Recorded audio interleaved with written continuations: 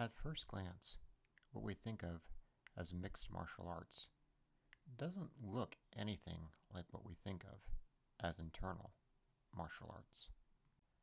But maybe we should reconsider how we think about internal martial arts and not think so much about how it's practiced today, but what the arts were originally meant to be. They're originally meant to be battlefield arts.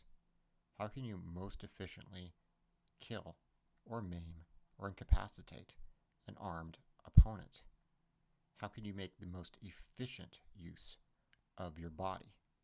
That's the real root of these arts.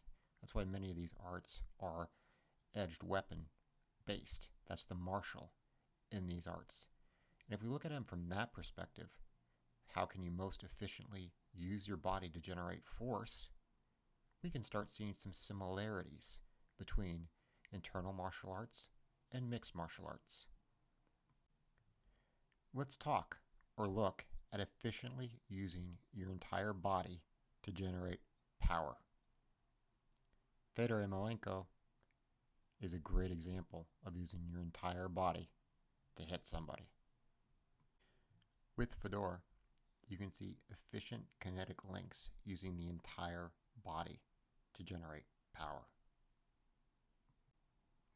And here is another example of using the entire body to generate efficiently power, achieving a knockout from bottom position without even having the ground to drive off of, using the entire spine, full joint rotations to generate power in the true sense of what internal energy, internal power is supposed to be.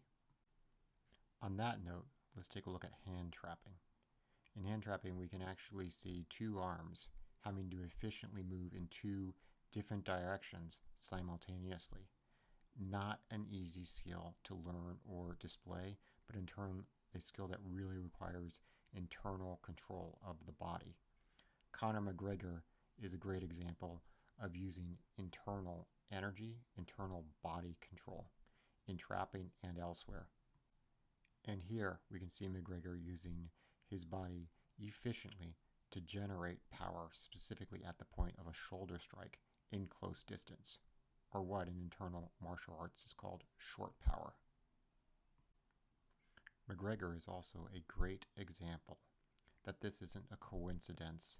This is a trained skill, specifically trained to learn how to make the body as efficient as possible in terms of fluidly generating power and energy with fluid movements using all joint rotations efficiently as possible. In looking at McGregor's knockouts, some people might talk about spooky power or crazy power or unnatural power, but really what we're looking at from this not large man with a left that drops people is efficient energy transmission with internal body mechanics. And when it comes to Conor McGregor, he's hiding these body mechanics, this internal energy, so to speak, in plain sight. Just watch how he does a walk-in in terms of the fluid movement, fluid joint rotations he's already showing before he even starts to fight. You won't see fluid internal body mechanics out of most fighters in MMA, but among the elite, you'll sometimes see it pop up. And Daniel Cormier is a great example of showing internal body mechanics for efficient force generation on a vertical axis. For an elite level striker like Anderson Silva, excellent internal body mechanics can allow you to throw a punch or a kick without telegraphing the movement, so it's not seen coming. And of course, efficient internal body mechanics can turn even a stepping back jab into a power punch that can drop someone. This isn't to say there isn't some mystery around what some call internal energy, even when it comes to elite level athletes. MMA fighter Randy Couture had his lactic acid levels measured for the show Fight Science to see how much they would rise after he did serious exertion. Inexplicably, they dropped. It's a mystery the scientists don't understand. The truth is, even if they don't call it internal martial arts, you're more likely to see true internal martial arts power generation coming from an elite level athlete then you're going to see it in most people who practice Tai Chi, Aikido, or other internal martial arts.